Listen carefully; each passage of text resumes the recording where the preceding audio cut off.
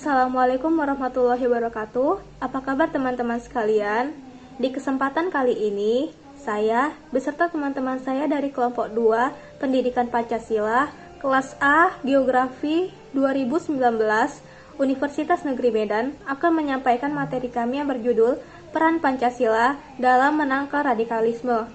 Adapun anggota kelompok 2 kami yaitu Erwan Syahputra, Meli Krisnayanci Manulang, Roy Manuel Silalahi, Winda Febiola Sinaga, dan saya sendiri Tanya Bianca. Langsung saja ke pembahasan materi.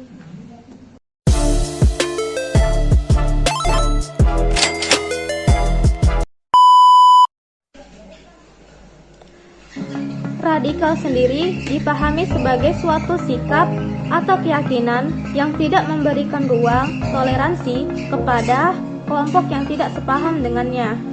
Radikal secara bahasa berasal dari kata radik yang artinya akar, yang juga bisa dipahami sebagai suatu yang mendasar atau prinsipil. Adapun radikalisme dapat dimaknai sebagai suatu paham atau aliran yang menginginkan adanya perubahan secara sosial dan politik, tetapi caranya itu melalui kekerasan atau dengan cara yang ekstrim. Dalam diskursus mengenai radikalisme ini, memang perlu ditempatkan konteksnya terlebih dahulu, agar perspektif serta analisa yang diinginkan dapat dipahami dalam frame yang sama.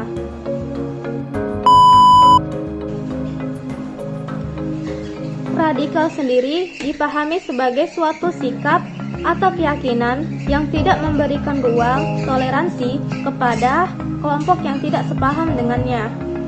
Radikal secara bahasa berasal dari kata radik yang artinya akar, yang juga bisa dipahami sebagai suatu yang mendasar atau prinsipil. Adapun radikalisme dapat dimaknai sebagai suatu paham atau aliran yang menginginkan adanya perubahan secara sosial dan politik, tetapi caranya itu melalui kekerasan atau dengan cara yang ekstrim. Dalam diskursus mengenai radikalisme ini, memang perlu ditempatkan konteksnya terlebih dahulu, agar perspektif serta analisa yang diinginkan dapat dipahami dalam frame yang sama. Belakang munculnya radikalisme. Kemunculan aksi radikalisme di berbagai wilayah di Indonesia secara umum dilatar belakangi oleh beberapa hal, yakni adanya ketidakpahaman masyarakat mengenai ajaran agamanya dan ketidakpahaman masyarakat atas ideologi Pancasila itu. Permasalahan lainnya ialah persoalan kesejahteraan. Tindakan radikal yang dilakukan oleh oknum masyarakat disebabkan oleh semakin tingginya angka kesenjangan atau ketidakadilan sosial. Pada konteks ini tentunya muncul pemahaman yang asimetris mengenai faktor pemicu radikalisme. Pemahaman umum masyarakat selama ini selalu memandaikan radikalisme hampir selalu dipicu oleh pemahaman agama yang salah. Akan tetapi dalam realitasnya juga muncul sebagai bentuk perlawanan atas kebijakan negara yang tidak pro rakyat. Dampak atau implikasi dari radikalisme. Dampak dari radikalisme sendiri tentunya akan memberikan efek negatif bagi kehidupan bermasyarakat dan bernegara. Salah satunya ke masyarakat adalah perasaan tidak aman dan tidak nyaman ketika menggunakan ruang publik. Aksi radikalisme yang mengarah pada tindakan kekerasan fisik cenderung merenggut kebebasan berserikat, berkumpul, dan kenyamanan. Jika ini yang terjadi, maka sudah tentu melanggar hak asasi manusia yang dijamin di dalam Undang-Undang Dasar 1945 Pasal 28, di mana kebebasan dan kemerdekaan sebagai warga negara untuk mengakses ruang publik dengan perasaan aman dan tanpa gangguan merupakan hak yang harus dijamin oleh negara. Kemudian, sejarah awal radikalisme di Indonesia. Jika merujuk pada sejarah, maka gerakan radikalisme pertama di Indonesia muncul pada periode awal kemerdekaan. Gerakan radikal Indonesia tersebut adalah Darul Islam atau Tentara Islam Indonesia atau DI atau TII serta Negara Islam Indonesia atau NII. Gerakan ini muncul pada era 1950-an atau tepatnya pada tahun 1949. Umumnya gerakan ini muncul sebagai akibat dari berbagai kepentingan politik, seperti ketidakpuasan pada politik, keterpinggiran politik, dan lain sebagainya. Upaya menangkal radikalisme dengan pembudayaan Pancasila.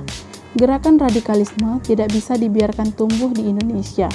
Oleh karenanya, negara ini memiliki ideologi Pancasila yang sudah disepakati sebagai dasar negara dan disetujui oleh semua pihak dari beragam latar belakang, dan setiap tahunnya bangsa ini selalu memperingati hari kelahiran Pancasila yang dideklarasikan oleh Insinyur Soekarno pada tanggal 1 Juni 1945. Seharusnya semua elemen bangsa bergerak merapatkan barisan untuk melawan gerakan radikalisme tersebut. Sudah seharusnya dilakukan pendekatan kepada masyarakat bahwa gerakan radikalisme adalah tindakan melawan hukum. Masyarakat harus diberikan pemahaman mengenai radikalisme agar tidak mudah terjebak gerakan radikal yang selalu memakai topeng agama untuk melakukan doktrin kepada masyarakat. Pemerintah dan pemuka agama harus berkolaborasi untuk memberikan pemahaman mengenai bahaya radikalisme kepada setiap lapisan masyarakat. Selain memberikan pemahaman tentang bahaya radikalisme, harus ada upaya pembudayaan Pancasila agar masyarakat memiliki jiwa nasionalisme sehingga tidak mudah dihasut oleh radikalisme.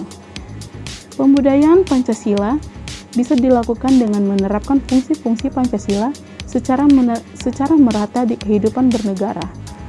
Pendidikan dan pembudayaan Pancasila harus lebih digencarkan lagi agar tercipta negara dan generasi bangsa yang nasionalismenya kuat. Baiklah, saya akan menjelaskan tentang strategi pembudayaan Pancasila.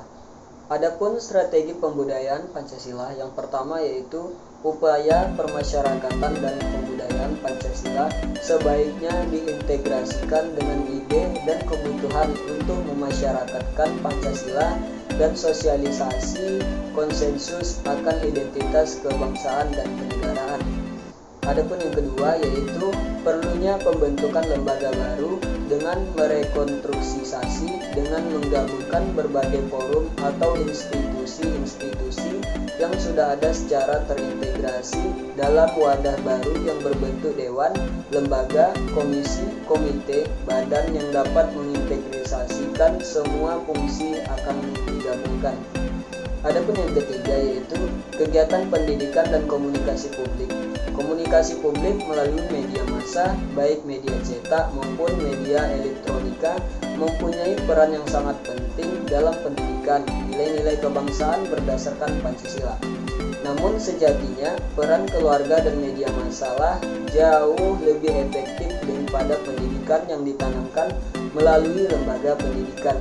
Lebih-lebih di era globalisasi dan digitalisasi sistem informasi dan komunikasi dewasa ini, peran media massa terutama media televisi, radio, internet, dan handphone justru jauh lebih menentukan dalam proses pembentukan kepribadian manusia dan masyarakat modern. Sekianlah hasil dari penjelasan dari kelompok kami tentang peran Pancasila dalam menangkal radikalisme. Semoga video kali ini bermanfaat bagi teman-teman sekalian, khususnya bagi kelompok kami sendiri.